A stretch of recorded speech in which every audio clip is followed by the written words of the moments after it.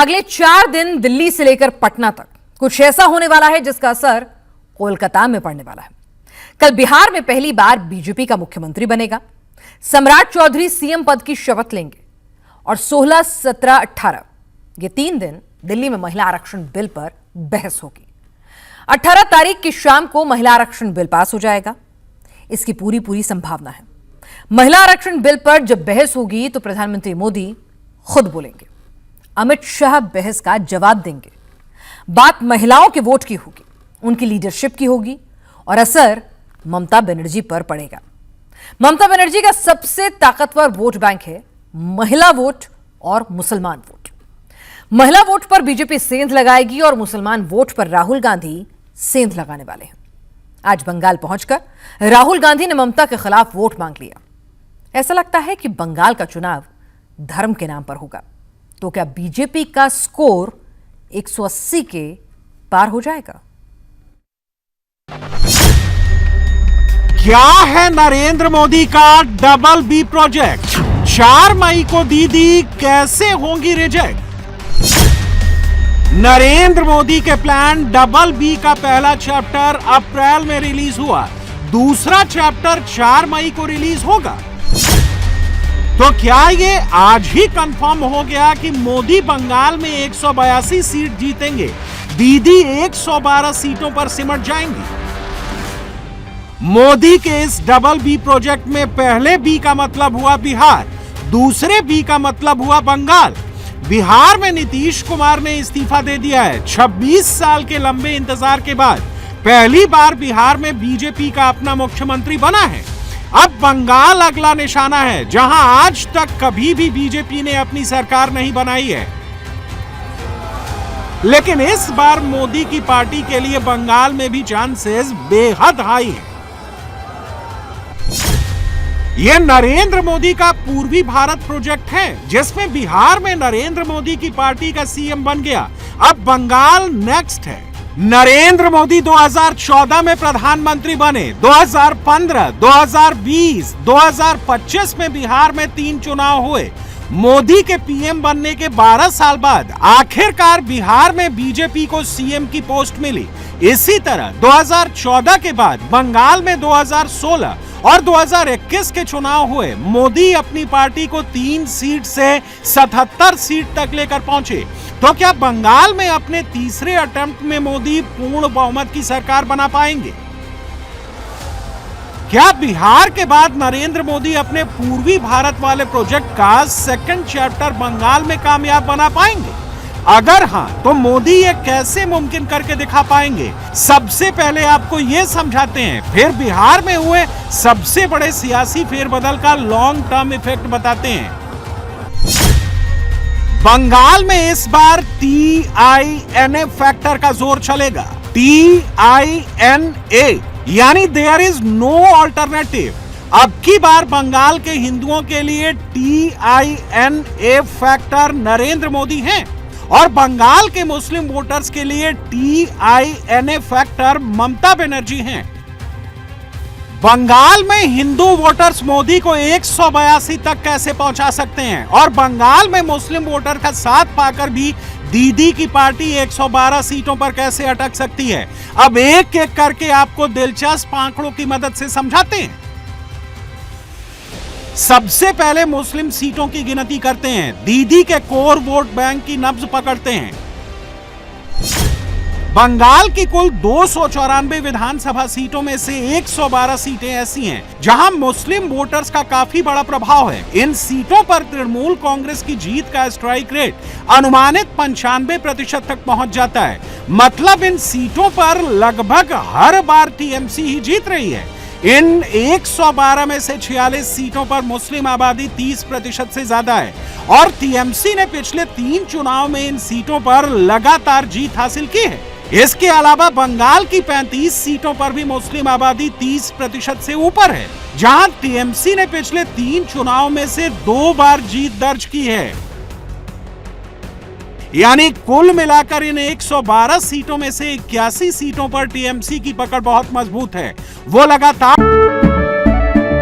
केसरिया से मन जोगी हुआ रे, दिल दिल झूमे देखो बंटवारा हुआ रे केसरिया से मन ज्योति हुआ। हर पल मनाओ केसरी त्योहार। जुमन बोलो जुबान केसरी। इन सीटों पर जीतती आ रही है। यहां दूसरे वोट ब्लॉक्स यानी हिंदू वोट या बाकी वोट में कितना भी उलटफेर हो, उसका नतीजे पर ज्यादा असर नहीं पड़ता। यही वजह है कि टीएमसी मुस्लिम उम्मीदवारों को 38% तक टिकट देती है, जबकि 2011 की जनगणना के मुताबिक पूरे बंगाल में मुस्लिम आबादी सिर्फ 27% के आसपास है। यानी मुस्लिम वोटों के दम पर ममता बनर्जी की 112 सीटें पहले से सुरक्षित हो जाती हैं। लेकिन इस बार दीदी का मुस्लिम वोट 5 के फेर में फंस सकता है। बंगाल का मुस्लिम वोट लूटने के लिए इस बार ममता भी मैदान में है। हुमायूं कबीर से लेकर ओवैसी और कांग्रेस से लेकर लेफ्ट तक हर कोई मुस्लिम वोट के जुगाड़ में है। तभी तो ममता हो या राहुल, हर कोई बंगाल के मुस्लिम वोटर्स के बीच पहुंचकर मोदी का डर दिखा रहा है, एसआईआर के नाम पर बहका रहा है। दीदी की पार्टी तो 250 से ज्यादा सीटें जीतने का दावा अभी से करने लगी है। बीजेपी आरएसएस के लोगों ने, इलेक्शन कमीशन ने लाखों लोगों के वोट वोटर लिस्ट से निकाल दिए हैं। जो भी गलत निकाले गए हैं, जो भी व्यक्तियों का नाम गलत निकाला गया है, उन सारे के सारों का हम नाम फिर से लिस्ट पे डालेंगे।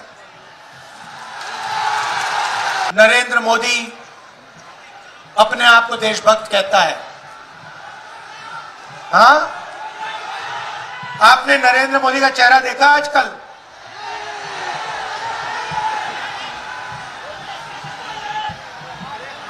आंख में आंख नहीं मिला पाता आजकल नरेंद्र मोदी मुझसे। डरा हुआ है। मैं नहीं डरता इन लोगों से, मैं नहीं रुकता। बाकी नेता डरते होंगे, मैं नहीं डरता इससे, नरेंद्र मोदी से। उल्टा ये मुझसे डरता है। रात को ये सो नहीं पाता है क्योंकि जानता है एक ना एक दिन कांग्रेस के बब्बर शेर, कांग्रेस के कार्यकर्ता इसको पकड़ लेंगे। नरेंद्र मोदी एसआईआर कर रहा है, वोट चोरी करवा रहा है, बेरोजगारी फैला रहा है, नफरत फैला रहा है, एक धर्म को दूसरे धर्म से लड़ा रहा है। और यहां पे बंगाल में टीएमसी अपनी जिम्मेदारी पूरी नहीं कर रही। ऐसे लगता है कि टीएमसी बीजेपी के लिए रास्ता तैयार कर रही है। जनता को तो यही लगता है कि 250 से ज्यादा सीटें आएंगी तृणमूल की और बीजेपी 50 से कम रह जाएंगे। लोगों में आक्रोश है, लोगों के अंदर ऐसी भावना आ गई है, सोच आ गई है कि ये लोग हमें देश से बाहर कर देंगे। बीजेपी कमीशन ऑफ इंडिया ने वोट काट दिए हैं। तो ये इलेक्शन कमीशन तो नहीं, बीजेपी कमीशन है, और ज्ञानेश कुमार तो नहीं है, तो वैनिश कुमार है। तो इसको देखते हुए लोग समझ गए हैं कि इन्होंने इसी प्रकार से वोट काटे, बिहार में वोट काटे, दिल्ली में वोट काटे, हरियाणा में और महाराष्ट्र में। तो जो बीजेपी के वोटर हैं वो भी पलट गए हैं और हम बहुत ही आसानी से 250 सीट लेके जाएंगे। लेकिन अगर विपक्षी खेमे में मुस्लिम वोट फंसा और हिंदू वोट मोदी के नाम पर एकजुट हुआ, हिंदुओं ने भारी संख्या में मतदान किया, तो पूरा का पूरा गेम पलट सकता है। टीएमसी का 250 वाला सपना धरा का धरा रह सकता है। और यह कैसे हो सकता है, इसे भी आंकड़ों की मदद से समझिए। पश्चिम बंगाल के कुल वोटर्स में से हिंदू वोटर्स की संख्या लगभग 68% है, यानी 5 करोड़ से थोड़े ज्यादा हिंदू वोटर्स बंगाल में हैं। लेकिन पिछले चुनाव के विश्लेषण से पता चलता है कि बंगाल में हिंदू वोटर्स का टर्नआउट सिर्फ 65% है, जबकि पूरे राज्य में वोटिंग का औसत 80% के आसपास रहता है। मतलब साफ है, हिंदू वोटर्स की संख्या 5 करोड़ से ज्यादा है, लेकिन पोलिंग बूथ तक पहुंचने वाले हिंदू वोटर्स सिर्फ 3.37 करोड़ के थोड़े ऊपर हैं। इससे भी सबसे दिलचस्प बात यह है कि जो हिंदू वोटर्स पोलिंग स्टेशन पर पहुंचते हैं, उनमें से 5वें हिस्से से भी कम, यानी 20% से भी कम टीएमसी को वोट देते हैं। बाकी ज्यादातर वोट बीजेपी या अन्य विपक्षी दलों की तरफ जाता है। इस बार नरेंद्र मोदी का सबसे बड़ा चैलेंज यही है, बंगाल में घर घर से हिंदू वोटर्स को बूथ तक पहुंचाना और उनसे वोट दिलवाना। और फर्स्ट फेज की वोटिंग से 9 दिन पहले मोदी ने यह टास्क अपने बूथ लेवल के कार्यकर्ताओं को सौंप दिया है। मोदी ने क्या कहा है और बंगाल में 4 मई को क्या होने वाला है, इस पर क्या खुलासा किया है, आपको सुनाते हैं। आप सभी से बातचीत करके मेरा आत्मविश्वास भी बहुत बढ़ गया है, मेरा उत्साह भी बहुत बढ़ गया है। बूथ पर जो काम आप सब मिलकर के करते हैं और मेरा पक्का विश्वास है कि बूथ पर जो काम हो रहा है वही तो विजय की सबसे अच्छी चाबी है। विजय की चाबी वहीं पर है, विजय का असली सूत्र वही है। ये बंगाल में बीजेपी सरकार बनाने का स्वर्णिम अवसर है। बंगाल की जनता पूरी तरह से बीजेपी पर भरोसा कर रही है, इसलिए आने वाले दिनों हम सभी कार्यकर्ताओं को दिन रात मेहनत करनी है। हमारे साथ और लोगों को भी जोड़ना है। लोग सिर्फ हमें वोट करें इतना नहीं, वोट लोग हमारे बात को कैनवास भी करें, वे हमारे एक प्रकार से कार्यकर्ता बन जाए और हर घर हमारे लिए चुनाव जीतने का किला बन जाना चाहिए। और इसलिए बूथ पर आप ताकत लगाइए। और मैं पक्का मानता हूं इस बार बंगाल में टीएमसी की सरकार जाना मतलब एक पुण्य का काम होने वाला है। और इसलिए एक ही मंत्र है, मेरा बूथ सबसे मजबूत।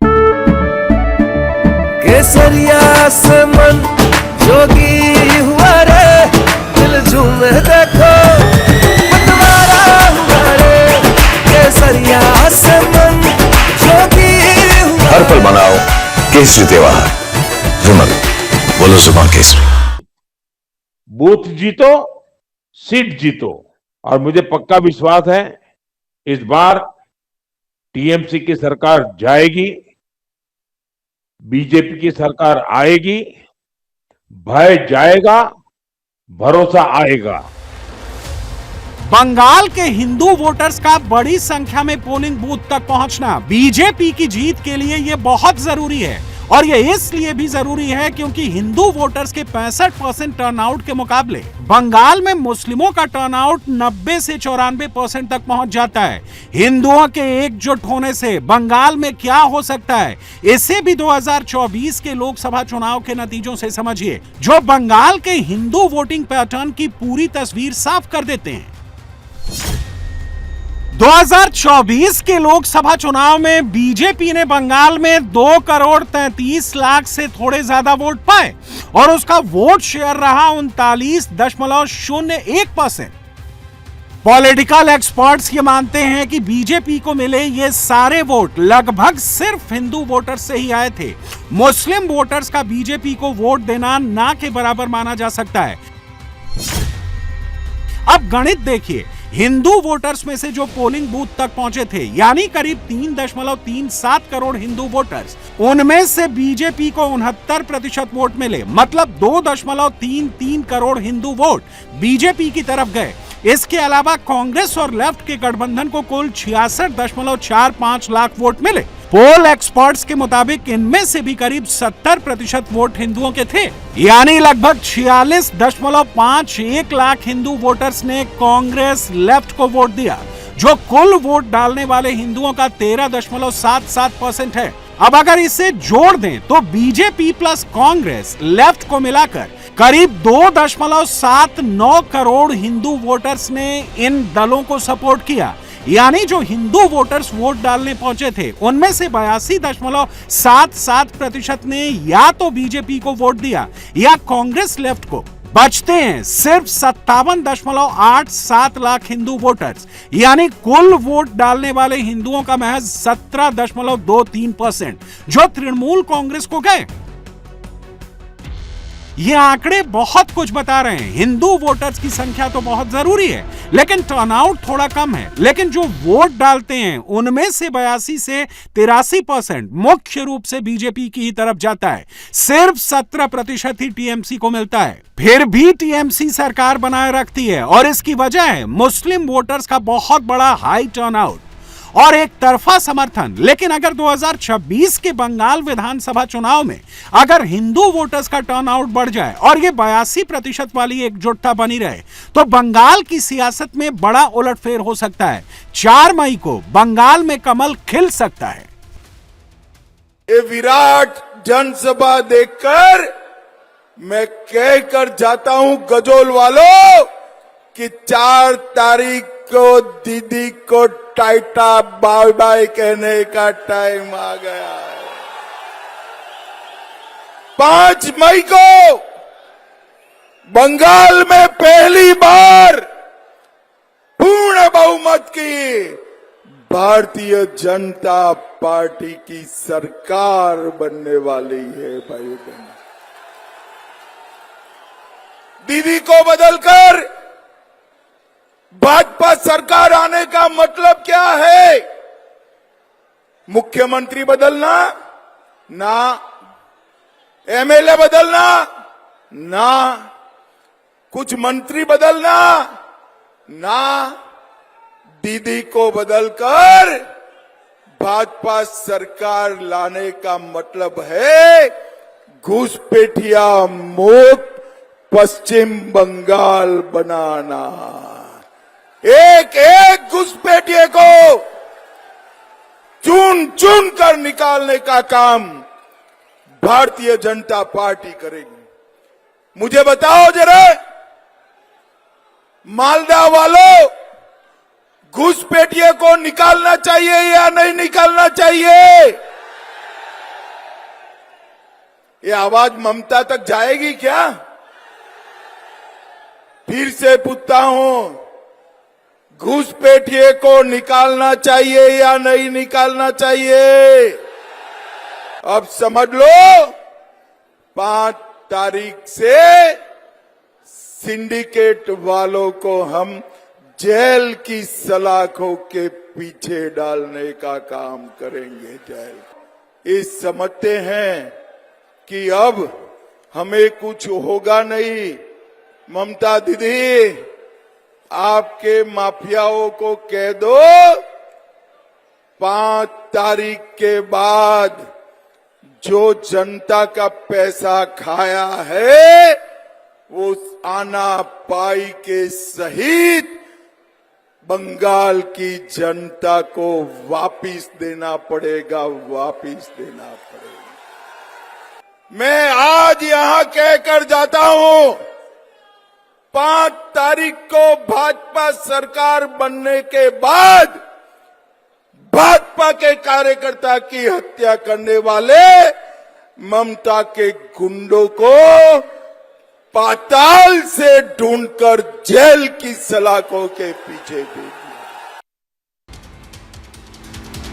बंगाल में तृणमूल कांग्रेस को लगातार 3 बार इतनी बड़ी और निर्णायक जीत दिलाने वाला सबसे बड़ा फैक्टर है मुस्लिम वोटर्स का भारी समर्थन। जो मुस्लिम वोटर पोलिंग बूथ तक पहुंचते हैं उनमें से अनुमानित 93% सीधे टीएमसी को ही वोट देते हैं।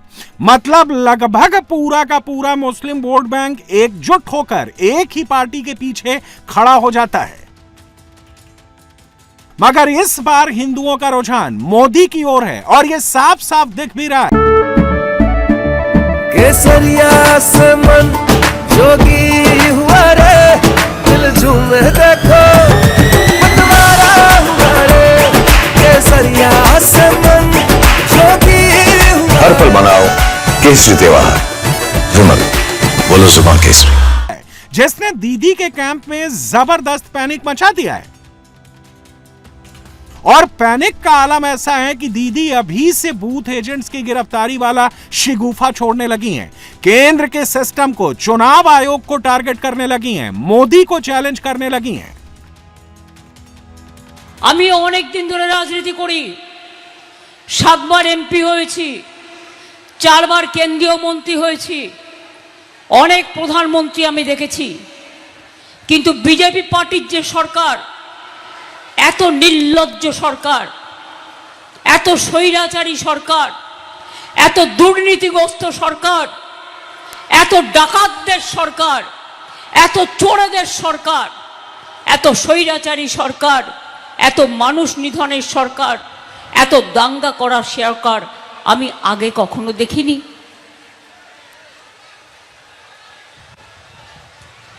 এখন বলা হচ্ছে কি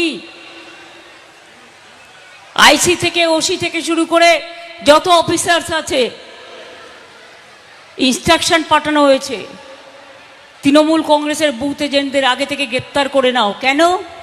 তারা যাতে বুথ কেন্দ্রে বসতে না পারে। আরে প্যারালাল মেশিনারি তৈরি রাখতে হবে। একজনকে আরেস্ট করলে আর একজন মা বোনদের এজেন্ট থাকবে, লড়ে যাবে। এত সহজ নয় বাংলাকে কাবু করার।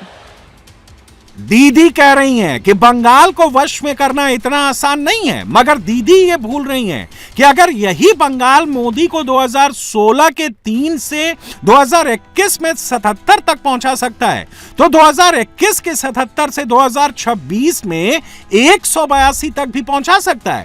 और ये इसलिए होता दिख रहा है क्योंकि मोदी का पूर्वी भारत वाला प्रोजेक्ट ऑन ट्रैक है। बिहार के बाद बंगाल नेक्स्ट है। बिहार में बीजेपी 2005 से जब जब एनडीए की सरकार बनी वो उसका हिस्सा रही, लेकिन नीतीश के रहते कभी अपना मुख्यमंत्री नहीं बना पाई। 21 सालों तक हसरत, अरमान, सपना जो कहें भाजपा लंबे समय से बिहार के लिए देखती रही। और आखिरकार आज वो घड़ी आ ही गई जब बीजेपी का बिहार वाला सपना साकार हो गया।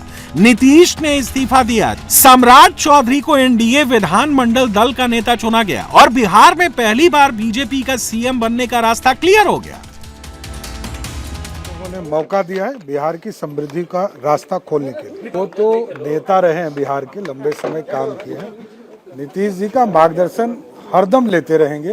प्रधानमंत्री जी का जैसा निर्देश और मुख्यमंत्री रहे हैं नीतीश कुमार जितने लंबे समय तक, उनका मार्गदर्शन लेते रहे। मैं छोटा हूं, मैं उनके लिए छोटा हूं। सब दिन प्यार मिला है, 23 साल से उनका संबंध है। खट्टे मीठे भी रहे, लेकिन सब दिन उन्होंने मुझे प्यार करते रहा। पूरा एनडीए का नेतृत्व प्रधानमंत्री जी और नीतीश कुमार जी दोनों के सहयोग से बिहार आगे बढ़ाना। 36 साल बाद बीजेपी को जो इंतजार था ड्राइविंग सीट पर, मुख्यमंत्री की कुर्सी पर बीजेपी आ गई। देखिए, एनडीए की सरकार है। जहां हमें खुशी है कि आज बीजेपी का मुख्यमंत्री बन रहे हैं सम्राट चौधरी सर्वानुमति से, वही थोड़ी संवेदना भी है। नीतीश जी 20 साल काम कर करके उन्हें स्वेच्छा से पद छोड़ा है। यही रिश्ता होता है। आज बिहार के विकास का एक मानक है, इसको और आगे बढ़ाएंगे। आज स्वर्गीय कैलाशपति मिश्र जी, सुशील मोदी जी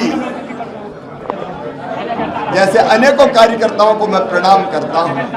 आज मुझे विश्वास है जो काम नीतीश कुमार जी ने किया, हमारे यशस्वी प्रधानमंत्री श्रीमान नरेंद्र मोदी जी के नेतृत्व में श्री सम्राट चौधरी जी उसको बहुत तेजी से और ऊंचाइयों पर ले जाएंगे।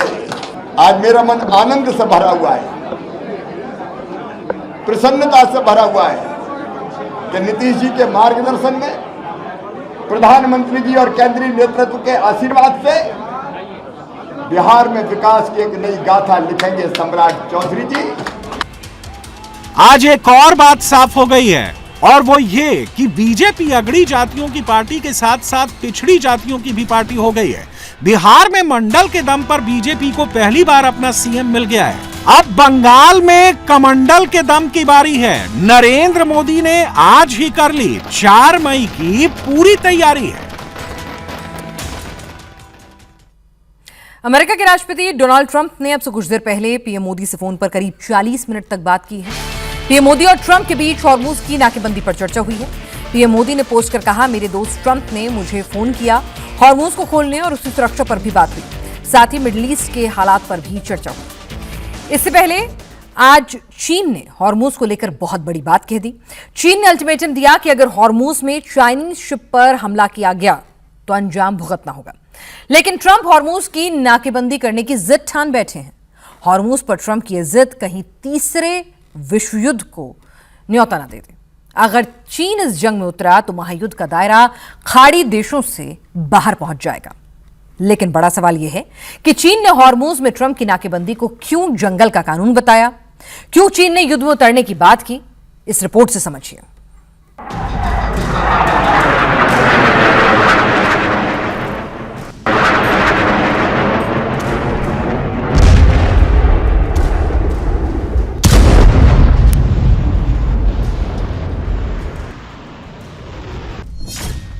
हॉर्मूज में ट्रंप की नाकेबंदी क्या अमेरिका को भारी पड़ेगी?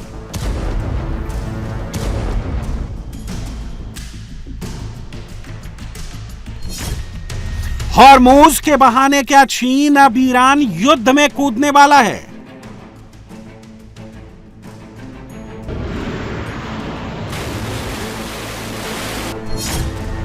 जेनेवा में सीज फायर होगा या हॉर्मूज पर फायर होगा?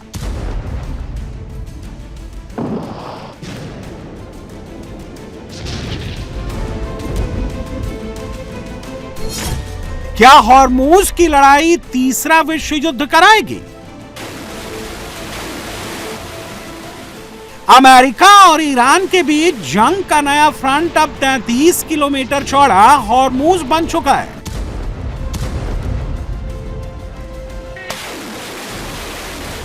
ट्रंप ने एड़ी चोटी का जोर लगा लिया, लेकिन हॉर्मूज नहीं खुलवा पाए।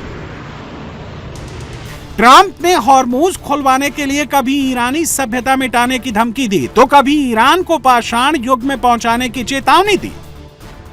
लेकिन जब ट्रंप हॉर्मूज पर ईरान का तिलिस्म नहीं तोड़ पाए, तो अब नाकेबंदी करने लगे। ट्रंप के फाइटर जेट फिर आसमान में खौफ पैदा करने लगे हैं। समंदर में ट्रंप के जंगी बेड़े नए हथियारों के साथ पोजीशन ले रहे हैं, ताकि भारत, चीन और रशिया के जहाज यहां से निकाल ही ना पाए।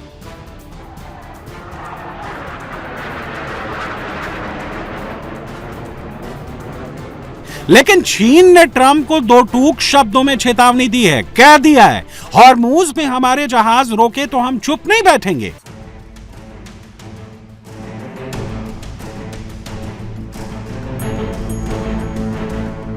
ईरान के साथ हमारा ऊर्जा और व्यापार का समझौता है, हॉर्मूज हमारे लिए खुला है, कोई तीसरा देश इसमें दखल देने की हिमाकत ना करे।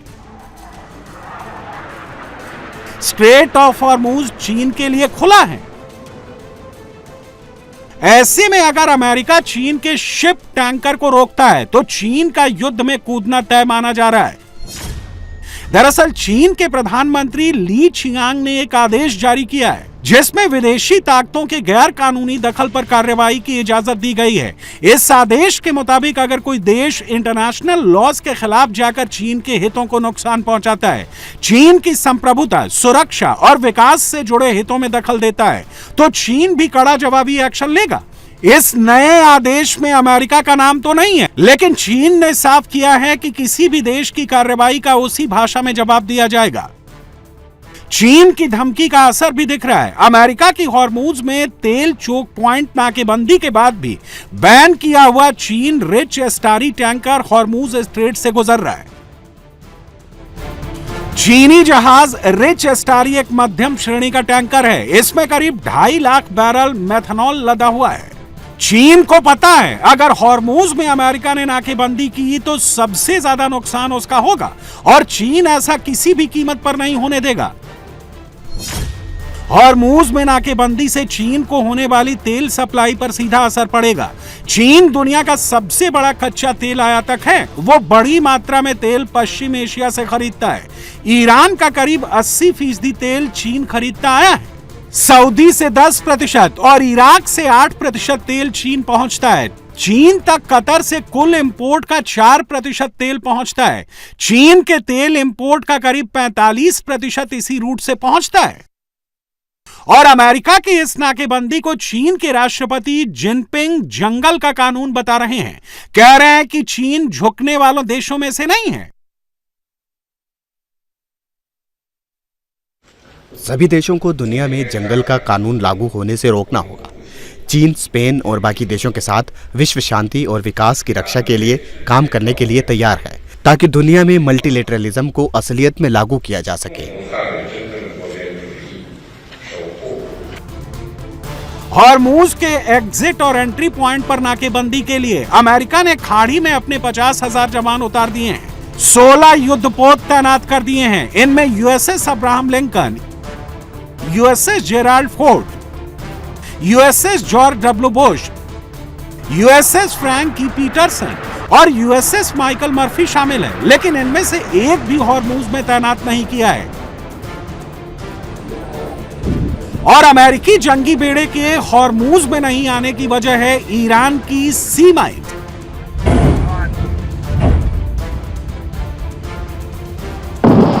और हॉर्मूज में इस वक्त ईरान ने करीब 4 से 5,000 सी माइंस बिछा रखी हैं। और इसी सी माइंस के दम पर ईरान ने हॉर्मूज पर अपना दबदबा बना रखा है। समुद्री माइंस मूल रूप से विस्फोटक चार्ज से लैस डिवाइस होते हैं जो समुद्री तल पर पानी की सतह के नीचे या तैरते हुए लगाए जाते हैं। आधुनिक माइंस में 100 किलोग्राम से लेकर 1000 किलोग्राम तक का विस्फोटक हो सकता है जो एक बड़े युद्धपोत को डुबो सकता है या एक तेल टैंकर को बुरी तरह से क्षतिग्रस्त कर सकता है। समुद्री माइंस को नौसैनिक युद्ध का सस्ता लेकिन सबसे घातक हथियार कहा जाता है। इसकी वजह इनका छिपा रहना है। ईरान ने हॉर्मूज में अमेरिकी जहाजों को निशाना बनाने के लिए 3 तरह की माइंस बिछा रखी हैं। इनमें पहली है कॉन्टैक्ट माइंस। ये M08 माइंस हैं जो पहले विश्व युद्ध के समय से चलते आ रहे हैं। इन्हें समंदर की तलहटी में बांध दिया जाता है और जैसे ही कोई शिप इनके संपर्क में आता है तुरंत विस्फोट हो जाता है। दूसरी है बॉटम या इन्फ्लुएंस माइंस। महान 2 जैसी ये सी माइंस समंदर की तलहटी पर टिके रहते हैं और वहां से गुजरने वाले जहाजों के ध्वनिक चुंबकीय संकेतों से एक्टिव हो जाते हैं जिससे इनका पता लगाना काफी मुश्किल होता है। ये कॉन्टैक्ट माइंस की तुलना में ज्यादा खतरनाक होते हैं क्योंकि विस्फोटक को ट्रिगर करने के लिए जहाज को टच करने की जरूरत नहीं होती है। तीसरी है स्मार्ट एंड रॉकेट माइंस। ये सबसे एडवांस और चीन की EM-52 रॉकेट माइंस हैं जो समंदर में 656 फीट की गहराई में छिपाई जा सकती हैं और जैसे इसके ऊपर से दुश्मन देश का कोई जहाज गुजरता है तो तुरंत ये एक्टिव हो जाती हैं और रॉकेट से जहाज के निचले हिस्से पर वार करता है जो किसी भी शिप को डुबाने के लिए काफी होता है। ईरान ने हॉर्मूज में सिर्फ सी माइंस ही नहीं बिछाई हैं बल्कि IRGC ने हॉर्मूज के आसपास 18 बेस बना रखे हैं और जब तक अमेरिका सी माइंस को नहीं हटा लेता और IRGC के बेस को तबाह नहीं करता हॉर्मूज पर कंट्रोल करना मुश्किल होगा। अमेरिका के प्रेसिडेंट डोनाल्ड ट्रंप कह रहे थे कि वो ईरान को दुनिया को ब्लैकमेल नहीं करने देंगे, इसीलिए उन्होंने स्ट्रेट ऑफ हॉर्मूज की नाकेबंदी शुरू कर दी है। ट्रंप ने कहा कि वैसे तो अमेरिका को हॉर्मूज की जरूरत नहीं, वो तो बाकी दुनिया के लिए ये भला काम कर रहे हैं। We can't let a country blackmail or extort the world because that's what they're doing. They're really blackmailing the world. We're not going to let that happen. लेकिन हॉर्मूज में ट्रंप की एक भी मिसाइल गिरी तो जंग का दायरा बढ़ना तय है। चीन ने पहले से ही चेतावनी दे दी है और अब सऊदी अरब को भी डर लग रहा है क्योंकि हॉर्मूज में ट्रंप की नाकेबंदी से ईरान भी जवाबी हमले कर सकता है। खाड़ी में मौजूद दूसरे समुद्री रूटों को भी ब्लॉक कर सकता है। इससे फारस की खाड़ी में सभी व्यापार पूरी तरह से ठप हो जाएगा।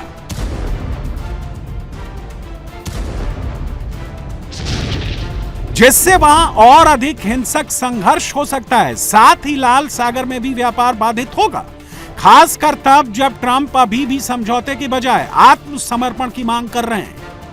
What was the sticking point over? You said it was over nuclear. It was over nuclear, very similar. Yeah, very good. I guess you're listening. It's over the fact that they will never have a nuclear weapon. Iran, you marking it down? Iran will not have a nuclear weapon.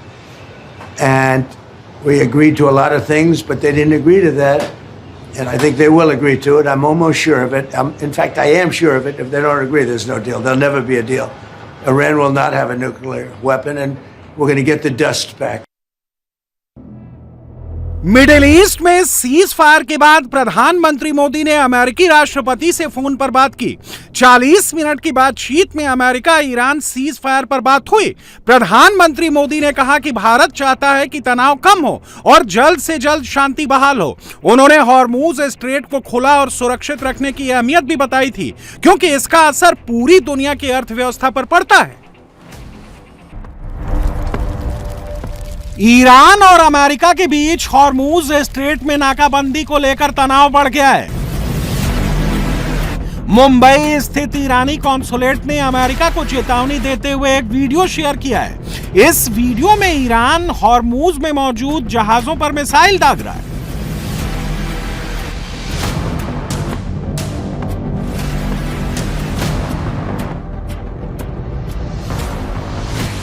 और caption में लिखा है कि अभी तो सिर्फ trailer है, picture अभी बाकी है। इसके साथ ही ईरान ने अपनी मिसाइल बोट्स की ताकत भी दिखाई।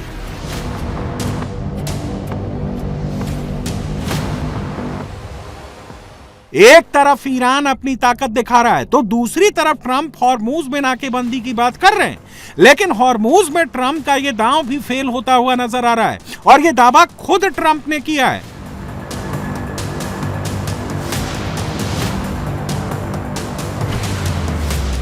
पिछले 24 घंटे में हॉर्मूज से 34 जहाज गुजरे हैं, जो युद्ध की शुरुआत के बाद सबसे ज्यादा हैं। और अब तक अमेरिकी नेवी के जंगी जहाजों ने किसी भी शिप को नहीं रोका है। इसी से डोनाल्ड ट्रंप के हॉर्मूज नाकेबंदी पर सवाल उठने लगे हैं, लेकिन ट्रंप अभी भी हॉर्मूज की नाकेबंदी पर अड़े हुए हैं।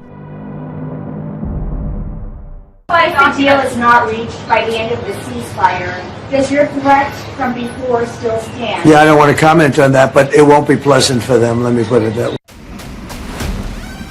एक तरफ अमेरिका के साथ ईरान की दूसरी सीज फायर वार्ता के दावे किए जा रहे हैं, तो दूसरी तरफ इजरायल लगातार लेबनान में मिसाइलें दाग रहा है।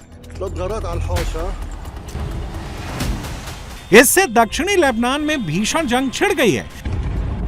हिजबुल्लाह की अल रादवान के लड़ाके बिन्त जबील में इजरायली सैनिकों से मोर्चा ले रहे हैं। बिन्त जबील को चारों तरफ से घेरने के बावजूद इजरायली सेना को बीच शहर में घुसने नहीं दे रही है। युद्ध शुरू होने के बाद से इसे सबसे हिंसक और लंबे समय तक चलने वाली जमीनी झड़प बताया जा रहा है। बिन्त जबील लंबे समय से हिजबुल्लाह का प्रतीकात्मक गढ़ रहा है, और अगर इजरायल इसे जल्दी से अपने कब्जे में नहीं ले पाता है तो हिजबुल्लाह के मोराल को और हाई करेगा। दरअसल साल 2000 में हिजबुल्लाह के हसन नसरल्लाह ने बिन्त जबील शहर में खड़े होकर इजरायल को मकड़ी के जाले से भी कमजोर होने का ऐलान किया था। और अब 26 साल बाद इजरायली सेना ने इसी शहर को घेर लिया है और कब्जा करने में बस कुछ दिन बाकी हैं।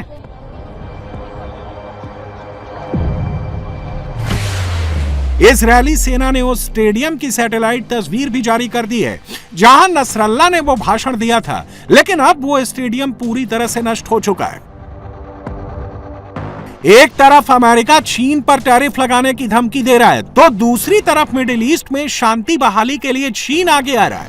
मिडिल ईस्ट देशों में शांति बहाली के लिए 4 सूत्रीय प्रस्ताव भी रखा है।